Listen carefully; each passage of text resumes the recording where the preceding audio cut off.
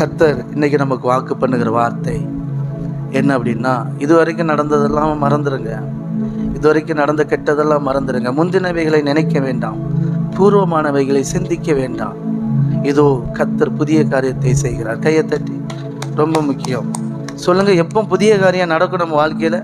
முந்தினதை நினைக்காம இருக்கும்போது, பூர்வமானதை சிந்திக்காமல் இருக்கும்போது கர்த்தர் புதிய காரியங்களை செய்வார். அது எப்படின்னா, பழசே நினச்சிட்டு இருந்தால் அன்னைக்கு ஃபெயிலியர் ஆகிட்டேன், இன்றைக்கும் ஃபெயிலியர் தான். அது அன்றைக்கி சரியில்லை, இன்றைக்கி சரி இருக்காது. அப்படி முந்தினதை நினச்சிக்கிட்டே இருந்தால் அப்படியே நடந்துகிட்ருக்கும். உங்கள் நினைவு ரொம்ப முக்கியம், உங்கள் வார்த்தை ரொம்ப முக்கியம், பேச்சு ரொம்ப முக்கியம். அதனால முந்தினதை நினைக்கக்கூடாது. நேற்று நடந்த மாதிரி இன்றைக்கி நடக்காது. சொல்லுங்கள், வாயை திறந்து நேற்று நடந்தது போல் இன்றைக்கி எனக்கு நடக்காது. ஆமேன், ஆமேன், ஆமேன். சொல்லுங்கள், நேற்று நடந்தது போல் எனக்கு நடக்காது. இன்னைக்கு என் அப்பா புதுசாக எனக்காக வழியை ஏற்படுத்தி வைத்திருக்கிறார். எனக்கு புது வழியை ஆயத்தப்படுத்தி வச்சிருக்கிறார். அதில் தான் நான் பிரவேசிப்பேன், அந்த பாதையில் தான் போவேன். நேற்று இருந்த வியாதி இன்னைக்கு இருக்காது, நேற்று இருந்த குடும்ப பிரச்சனை இன்னைக்கு இருக்காது, நேற்று இருந்த கடன் இருக்காது, நேற்று இருந்த பண நெருக்கடி இருக்காது. ஆமேன், ஆமேன். எனக்கு அப்பா புது வழியை திறந்திருக்கிறார். ஆமேன், ஆமேன், ஆமேன்.